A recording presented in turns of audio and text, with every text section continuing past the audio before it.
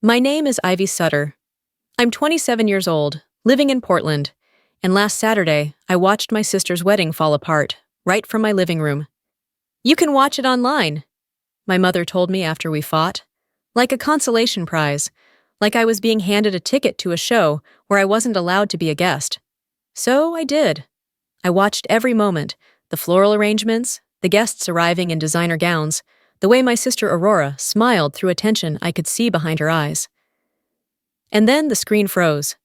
Not with a gentle loading wheel or a graceful fade, but a hard stop right on the moment Aurora's face twisted in shock. The music cut. Voices shouted. A red dress appeared by the entrance, and my sister's fiancé held a glass midair, frozen in place. That image is etched in my mind. A portrait of collapse. But the worst part is, I knew it was coming. I wasn't surprised. Not really. Still, I wish I'd been wrong. Before I tell you how everything unraveled, let me explain why I wasn't there in the first place. It began months ago. It started with the invitation.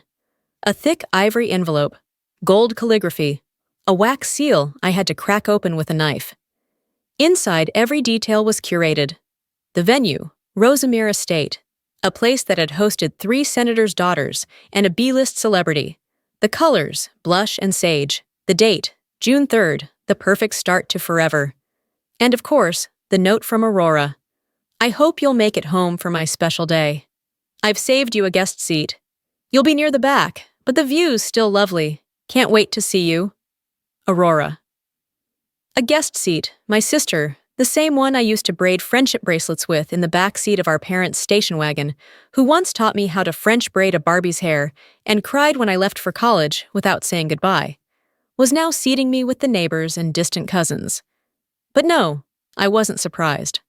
Aurora had always been the perfect daughter, the poised one, the one who never raised her voice, who always wore the right shade of lipstick, who smiled through everything, even when she was seething. She was the daughter my mother showed off at dinner parties, the one who made it onto alumni newsletters and holiday cards.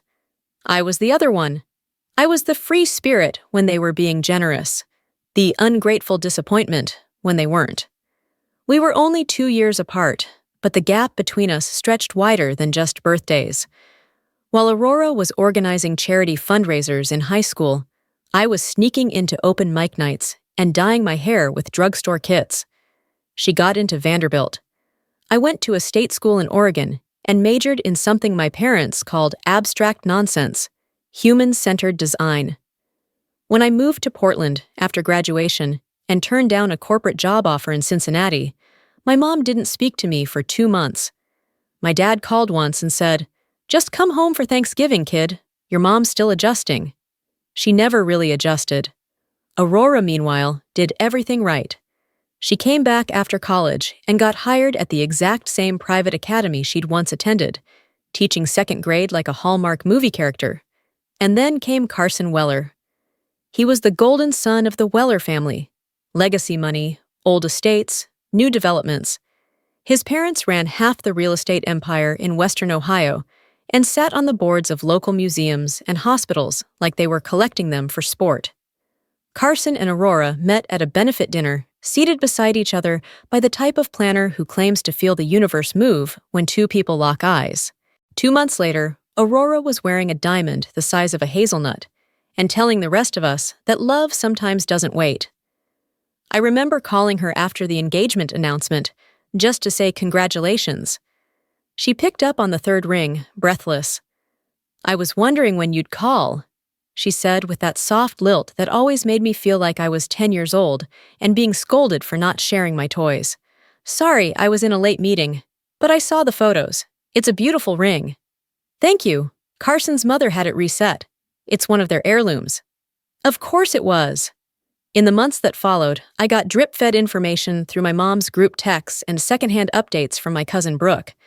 The wedding planning became a full-time job for Aurora and a full-blown obsession for our mother. Every week brought new questions: table arrangements, ceremony readings, first dance songs, guest list politics. I tried to stay out of it. I offered the occasional thumbs-up emoji in the family chat. I sent a polite "looks lovely" in response to dress photos.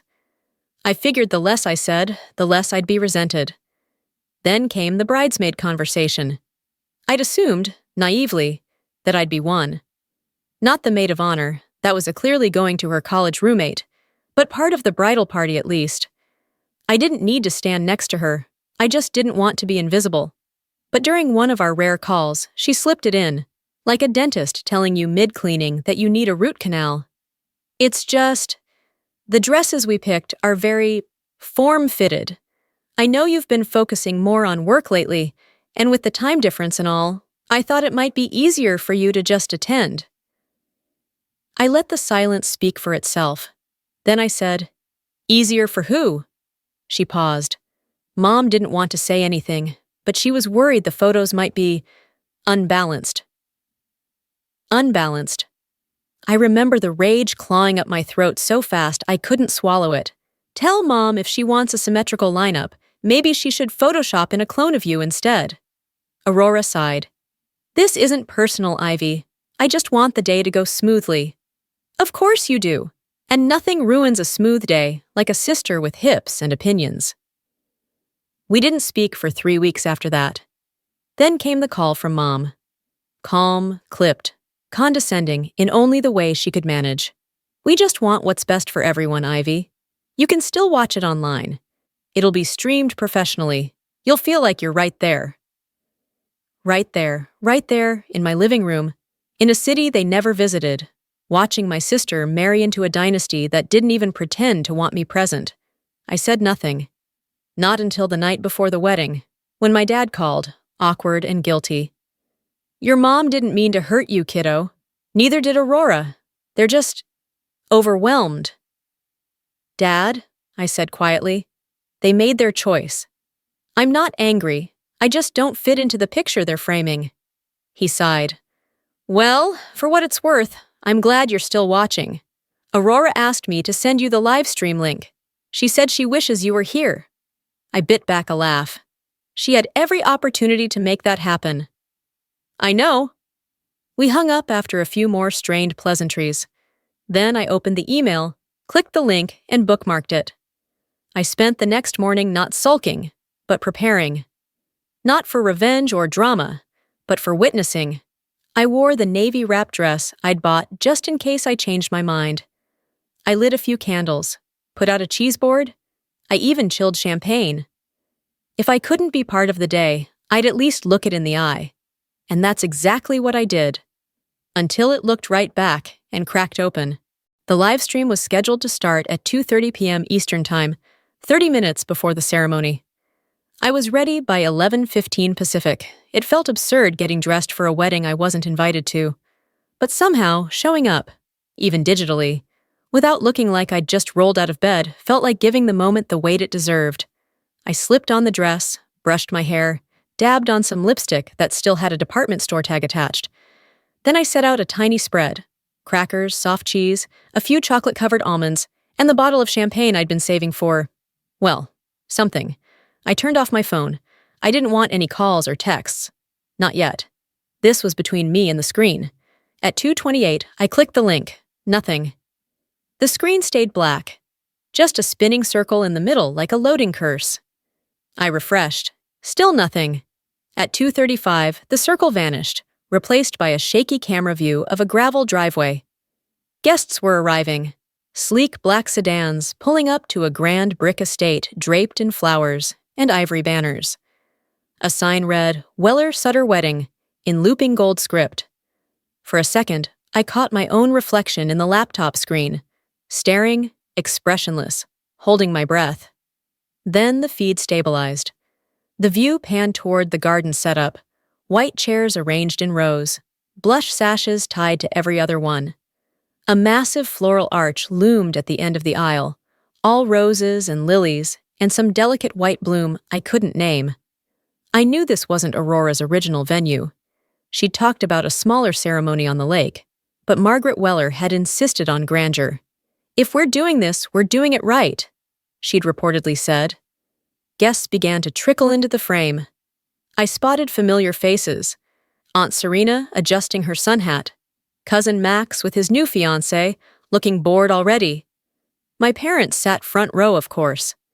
My mother wore a pale pink dress I'd never seen, probably chosen to match the theme.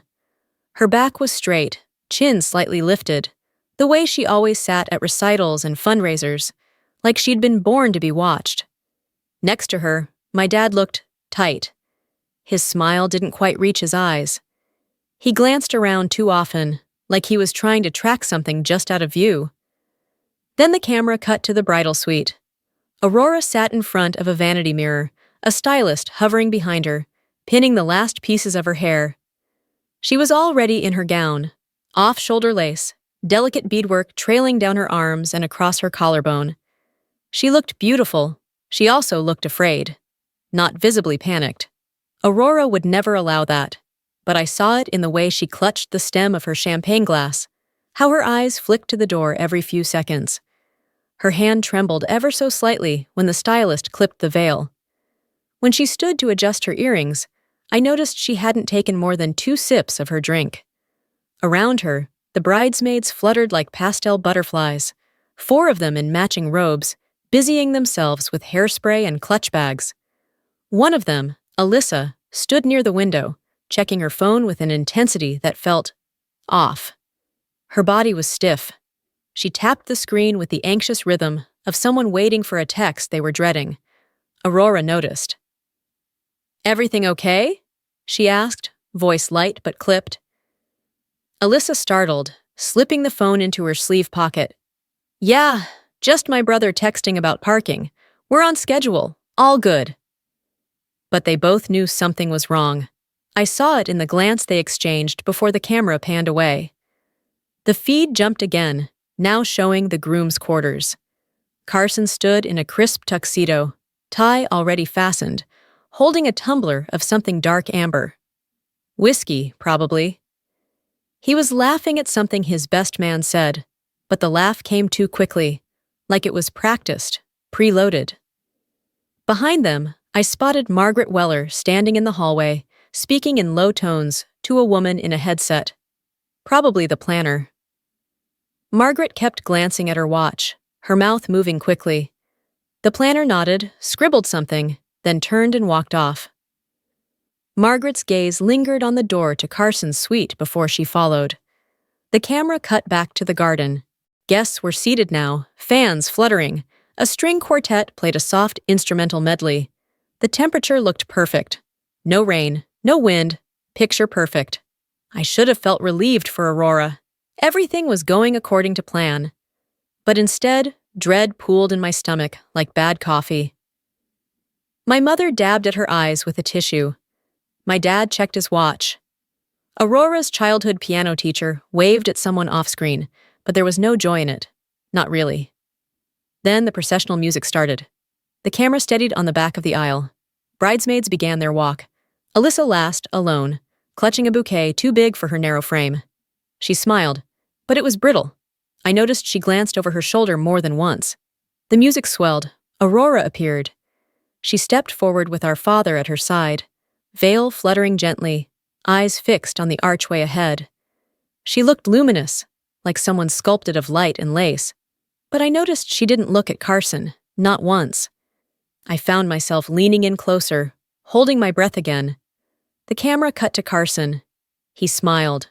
Too wide. Too long. I texted Alyssa, just one line. "Are you okay?" She didn't answer. Then the pastor began speaking. A generic sermon about love and commitment, with soft metaphors and carefully sanitized sentiment. I couldn't focus on the words. I was watching Aurora. She wasn't blinking. Her shoulders were too still. The camera glitched briefly, froze, skipped, and when it came back, Carson was slipping a ring onto her finger. They kissed. It was mechanical. No lift on the toes, no whisper between them. They turned to face the crowd as husband and wife. The applause was light, then louder. People caught in that forced moment of celebration. I watched my mother smile too quickly. My dad clapped once, then stopped. Carson's brother pumped a fist. Someone whistled. Then the newlyweds began their walk back down the aisle, hand in hand. And still, Aurora didn't look happy. She didn't look married. She looked like someone who had just stepped off a cliff and hadn't landed yet. I stared at my screen. My champagne was still full, my plate untouched. I should have felt anger, or grief, or something. But mostly I felt fear, because something was about to break. And deep down, I knew the live stream had only just begun. The camera followed Aurora and Carson through the garden as they exited the ceremony aisle. People tossed petals. Someone rang a little silver bell. From a distance, it all looked blissful. But I could see it. The flicker in Aurora's eyes as she glanced over her shoulder. The way her grip on Carson's hand loosened the moment they were past the last row of guests. The way Carson didn't seem to notice. They disappeared into the manor for photographs, and the screen cut to a wide-angle shot of the cocktail lawn.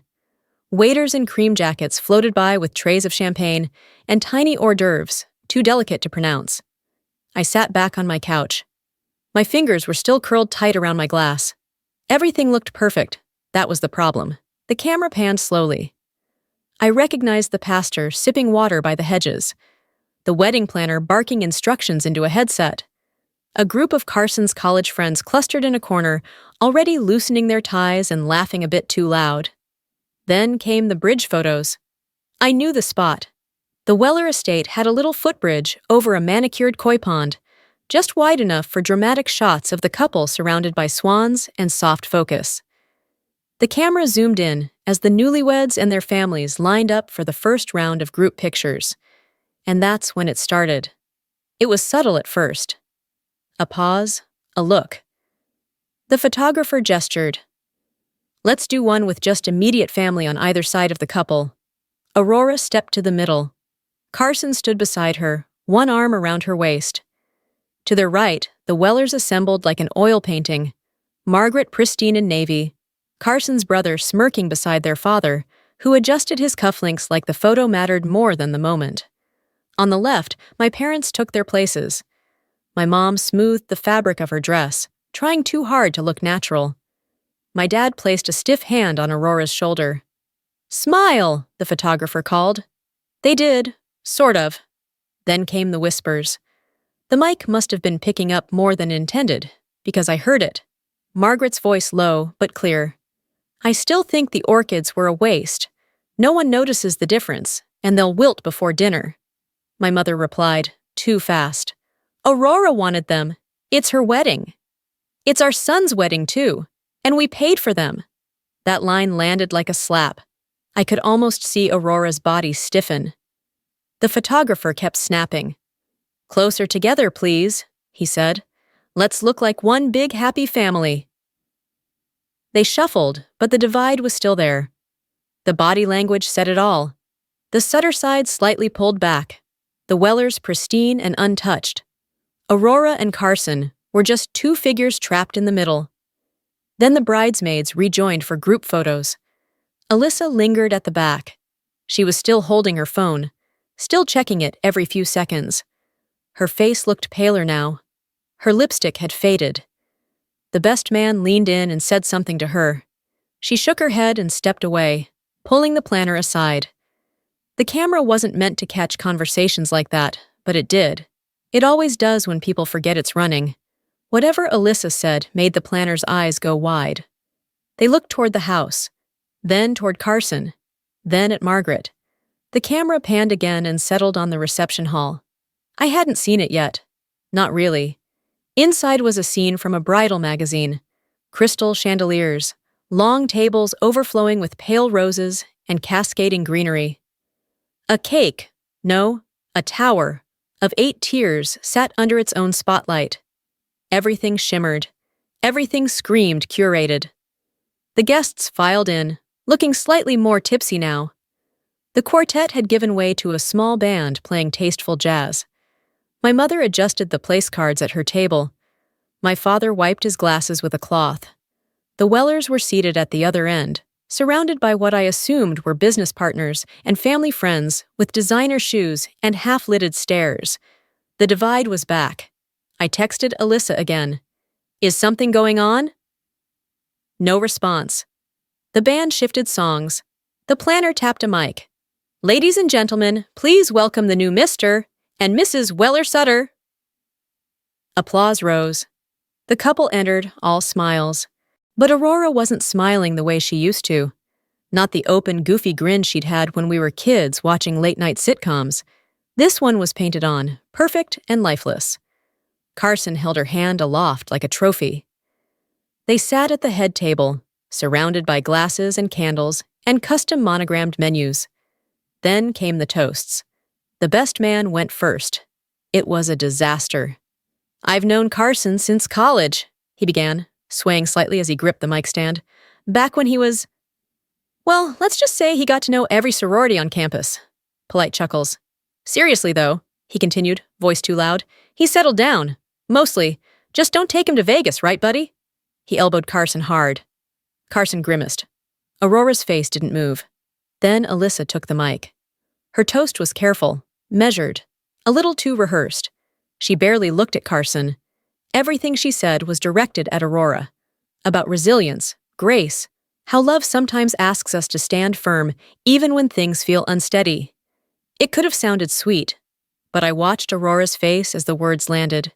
She knew something was coming. Dinner was served.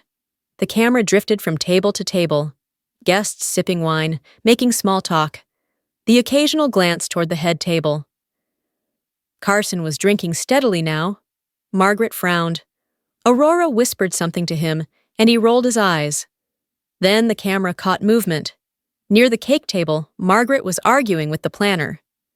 She pointed sharply toward the DJ booth. The planner nodded, rushed off. Aurora watched from a distance, her posture tightening again. I saw Alyssa move through the crowd, stopping someone by the entrance. A man in catering uniform. He handed her a small envelope. She opened it, read quickly, her entire body going still. She bolted toward the planner. They huddled. The planner shook her head. Alyssa pointed toward Carson, then toward Margaret. The planner paled. I sat up. My hands were suddenly cold. Then the DJ's voice boomed through the speakers. "Ladies and gentlemen, please join us for the couple's first dance." Aurora stood. Carson followed. They moved to the center of the floor as Ed Sheeran's Perfect began to play. They swayed. It was slow, measured, not romantic, not intimate. Aurora looked up at him like she wanted answers. Carson stared past her, toward the doors. The song ended. The applause was polite. Then the DJ spoke again. "We have a very special surprise arranged by the groom's family, specifically, Mrs. Margaret Weller." Aurora froze. Carson flinched. The planner rushed toward the DJ booth. Alyssa tried to intercept someone at the side. Margaret stepped up to the mic, smiling like she'd just won a campaign. "Marriage is a journey," she began, "full of unexpected joys, and we thought it would be lovely to share a glimpse of Carson's journey, his growth, his story, his path to this very day." The lights dimmed. A screen descended from the ceiling, music swelled, and the first photo appeared. Carson as a baby, toddler, little boy at summer camp. I exhaled. Maybe it really was just a family montage. Then the photos shifted. College years, Carson at a party, Carson kissing a blonde woman on the cheek, then on the lips. Then again more recent. A Christmas photo. A ski trip. The captions had timestamps. December, February, 3 months ago. Aurora was not in the photos. The guests began to murmur. The camera caught Alyssa, frozen. Margaret still stood by the mic, smiling. Then the final slide appeared. The blonde woman holding a handwritten sign. "Congratulations, Carson. Call me when you're ready for the real thing. Love always, Diana." The room went silent. The screen went dark. And that's when Aurora turned and looked straight into the camera, right at me. Her mouth moved. One word. "You." Then the live stream froze. The live stream froze. 1 second, Aurora was standing on the dance floor, her mouth forming the word "you" as the final image of Carson's ex slid off the screen. The next, everything locked in place. The music cut. The light dimmed behind her, and I was left staring at a still frame of a woman, realizing her wedding had just been turned into public humiliation. I clicked refresh. Nothing. Switched browsers. Nothing. I sat there in silence, blinking at the frozen image, like it might suddenly move again if I stared hard enough. But it didn't. It just held. Aurora mid-turn. The guests behind her caught in mid-reaction. A champagne flute suspended in air. Carson's expression unreadable. It felt like a portrait of collapse. But the silence was worse. I picked up my phone and started calling. Mom, voicemail. Dad, voicemail. Alyssa's phone rang once, then straight to subscriber not available. Even Brooke, who posted birthday stories for her dog, had gone radio silent. No one was responding. That's when I knew it had gone beyond awkward. It had gone nuclear. For the next hour, I paced. Still in my dress, hair still pinned, barefoot now because my heels had been kicked off the second the screen froze. I tried the stream again, still stuck. Then a text. From Heather, the cousin I hadn't talked to in years, but who was apparently seated near the dessert table. It's bad. Your sister's crying. Margaret still has the mic. Diana's here. We'll call you if I can. Diana's here. I read that 3 times. The woman in the photos, Carson's real thing, apparently, was there. At the venue. At her ex's wedding. I dropped my phone. Who brings the affair to the ceremony? I stood frozen for a moment, adrenaline buzzing behind my ribs. My apartment, so carefully decorated for this occasion, now felt like the control room of a horror film. Lights still twinkled around the TV. The cheese had gone warm. The champagne still unopened. My stomach twisted. Then the feed blinked, once. The still image disappeared. The screen went black. And then, without warning, the video resumed. No music, no intro, just chaos. People were shouting. Aurora was no longer on the dance floor. She was in the center of a ring of guests, mascara smudged, hair falling slightly loose. Her hands trembled, but her spine was straight. Across from her stood Diana in a red dress that would have looked perfect at a cocktail party and wildly inappropriate at a wedding. Behind Diana, Margaret Weller stood calmly. The planner hovered nearby, pale, mouth open, but saying nothing. Carson wasn't holding Aurora anymore. He wasn't even near her. He was standing halfway between Aurora and Diana, like he couldn't quite pick a side. His glass was empty, his face unreadable. Then the mic, still hot, caught Aurora's voice. You invited her? Patricia's response was perfectly composed. She deserved to be here. She's known Carson far longer than this arrangement. Arrangement? Aurora repeated, voice cracking. Carson took a step forward. Babe, I didn't know about the slideshow, I swear. Aurora turned slowly.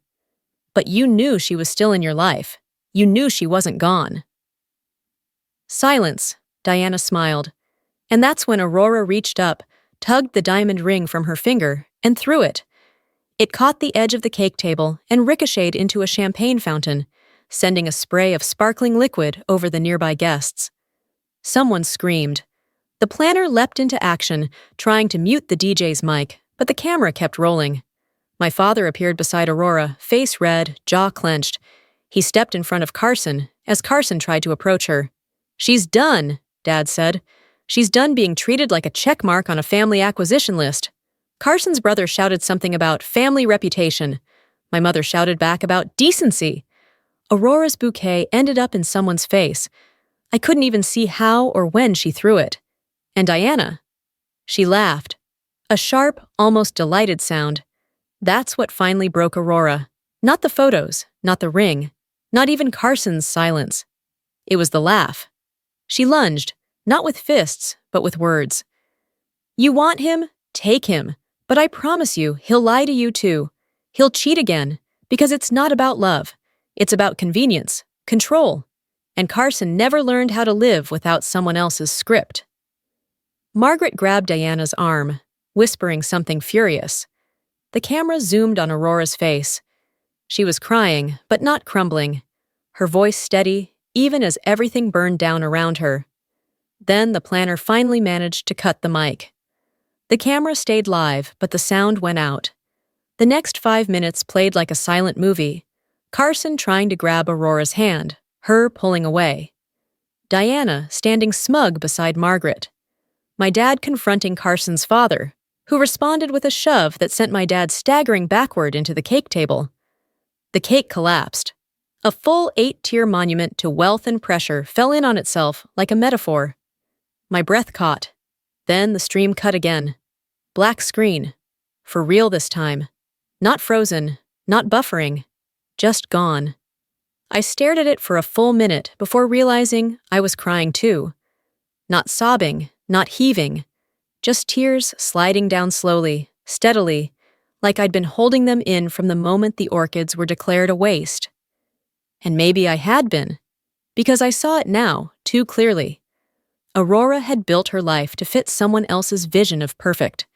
And when that structure cracked, everyone expected her to smile through it, again. But she didn't. She shattered it. She shattered it all. And standing there in my quiet living room, staring at a blank screen, I felt something between awe and grief. She had burned the house down before it swallowed her whole. And I'd watched every frame. The night after the live stream went black for good, I didn't sleep. I lay in bed, still in the navy dress, staring up at the ceiling like I was waiting for something to click. Some aftershock, some closure. But none came. Just the image of Aurora frozen on screen, caught mid-step between the ruins of her wedding and the life that might have been. Her face haunted me, not because she looked broken, but because she looked awake. At 12:47 a.m., my phone buzzed. Heather. Police came. Carson's brother tried to stop Aurora from leaving. Your dad intervened. Is she okay? I typed back instantly. Physically? Yeah. Emotionally? She's with your parents. She hasn't said much, but she asked if you were watching. My hands trembled. The wine glass on my table sat untouched. The apartment lights felt too bright, too artificial. At 1:03, another message. This time, from Aurora. You saw? I stared at it for a full minute before replying. All of it. She didn't respond. Not that night. Not the next morning either. I went about my routine on autopilot. Shower, coffee, inbox. But I couldn't concentrate. Every silence felt loaded. Every second that passed without another message felt like something was slipping away. Then at 3:11 p.m., she called. I answered before the first ring finished. Ivy, she said softly. Her voice was stripped down, no polish, no guarded sweetness, just raw air over vocal cords. I'm here, I said. There was a long silence. Then, I couldn't look away, even after the stream cut. I kept staring at the last frame, like maybe if I stared hard enough, I'd understand what the hell just happened. I did the same. Another pause. I thought marrying him would make everything make sense, she whispered. I thought if I could just hold it together long enough, keep smiling through the pressure, something good would stick. And did it? No. I was just drowning quieter. My throat tightened. Then her voice cracked. Can you come home? I didn't even pack properly. I just booked the first flight from Portland to Cincinnati and threw everything in a carry-on. I didn't sleep on the plane either.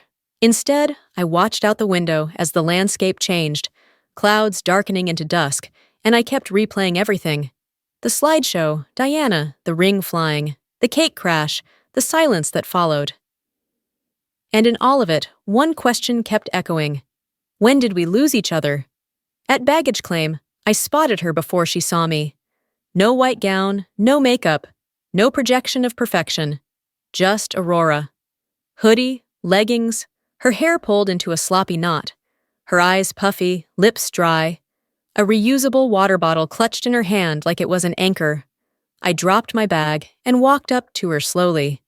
She turned at the sound of my steps, and the moment her eyes met mine, she folded into me. I don't know what I'm doing, she said into my shoulder. That's okay, I said. Neither do I. But we'll figure it out. Together. Back at our parents' house, the entire place had been transformed into what could only be described as a post-war command center. The dining table was covered in legal paperwork, prenup drafts, wedding vendor contracts, email printouts, and now cease and desist letters from the Weller legal team. My mom was in the kitchen, endlessly wiping down already clean counters. My dad paced the hallway, phone to his ear, speaking in clipped phrases like, "No, we won't be signing that," and "She's not going to disappear quietly." The moment I stepped into the house with Aurora, both of them stopped. My mom opened her mouth, then closed it again. My dad gave a small nod, like a soldier recognizing another who'd survived the same battle. That night, after everyone else had gone to bed, Aurora and I sat out on the back porch swing like we hadn't done since we were kids.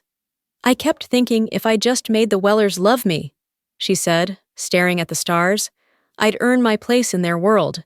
But it was never about me. It was about image, legacy, acquisitions. And you were the asset." She laughed without humor. "Carson actually used that word once, said I was a great asset to the family brand." I thought he was joking. I turned to her. "Why didn't you leave then?" "I thought it would get better, that after the wedding they'd back off." "They never do, not people like that." She nodded. "Turns out, marrying into power just means you get crushed in nicer shoes." We fell into silence for a while. Fireflies flickered at the edge of the yard. The cicadas hummed, and somewhere in the distance, a dog barked. Something grounded, normal. Then she asked, "Do you still have the stream?" "I saved the whole thing," I said, "before it was taken down." Her breath hitched. "You're kidding." "No, you're not crazy. It happened. All of it." We watched it together the next morning. Just the two of us, curled on the couch with coffee cups in hand. She winced at the slideshow, cried during her own reaction, laughed somehow when the cake collapsed and Margaret tried to act like it was a design element. When the screen finally went black again, she whispered, "That's the moment I stopped being theirs." The lawyer dad brought in specialized in high-profile public divorces.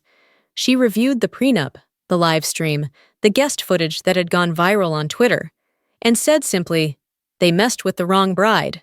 The Weller legal team wanted an NDA in exchange for silence. They even offered a 7-figure settlement. Aurora said no. Instead, she proposed 3 conditions: a written public apology from the Weller family acknowledging their role in orchestrating a hostile wedding environment, the return of all gifts, jewelry, and financial wedding contributions with Aurora's name on them, to be donated to women's shelters and nonprofit groups supporting emotional abuse survivors. No contact, no future statements, and no attempts to spin the narrative through mutual friends, press, or concerned acquaintances.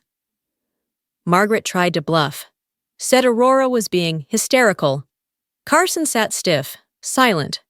But when the lawyer pulled out the footage, the receipts, the verified statements, and the stream logs, plus a draft of a potential exposé being pitched to a national outlet, Carson caved. They settled. No NDA. Everything documented. Aurora walked out of that room taller than I'd ever seen her. Weeks passed. Then a month. We fell into a rhythm. She moved in with me temporarily in Portland while figuring out her next steps. It wasn't glamorous, and it certainly wasn't perfect. We argued over groceries, over laundry, over how she always left her tea mugs half-finished around the apartment. But we also laughed. We rediscovered who we were, outside of roles, of hierarchy, of damage. Aurora started teaching again, online courses at first, then guest classes at a local early education center. She dyed her hair back to brown, took the photography class she'd always wanted, even bought a used camera with some of the refunded honeymoon fund. One night, while eating takeout sushi in pajamas, she looked at me and said, "You know, I used to pity you." I raised an eyebrow. "You had no plan, no 5-year ladder, no approval from Mom. But now I see. You were just already doing the work, the hard part." "And I used to envy you," I said, "for being their favorite, for making everything look easy." "Turns out we were both pretending," she said. "Only difference is, I just got caught on camera." We clinked chopsticks. That night, I finally asked her the question that had been on my mind since the wedding. "When you looked at the camera, did you mean me? When you said you?" She hesitated, then smiled gently. "I was looking for someone who saw the truth, and you were the only one who always had." The weeks following the settlement were quieter than I expected. The endless calls from lawyers and media dwindled, leaving a calm I hadn't felt in months. Our family began to heal. Imperfectly, but sincerely. Aurora and I fell into a new routine. Sunday dinners became moments of connection rather than confrontation. Some nights we cooked together, laughter replacing old silences. Other times we explored small coffee shops and parks, savoring freedom from past pressures. Aurora returned to teaching, this time with a role that allowed her to innovate and inspire. She volunteered at a shelter for survivors of abuse, finding purpose beyond her pain. One evening, we sat wrapped in blankets on my balcony. Aurora looked at me and said softly, "Thank you for truly watching. Not just the perfect parts, but the cracks." I smiled. That's what sisters do. Our mother called weekly, her tone softer, less demanding. A slow mending of our family ties was underway. My dad became Aurora's quiet defender, standing firm against relatives who doubted her choices. Aurora declined a date with a nice man introduced by a coworker. "I'm not ready," she said, "still discovering who I am without trying to be perfect." I nodded. Some of us take time. One day, Aurora surprised me by signing up for a photography class she'd always wanted. Watching her focus on capturing moments, I saw a light in her eyes, the light of someone reclaiming herself. Sometimes, a frozen moment of chaos breaks a perfect facade and reveals the real beauty beneath. And sometimes, that's all it takes.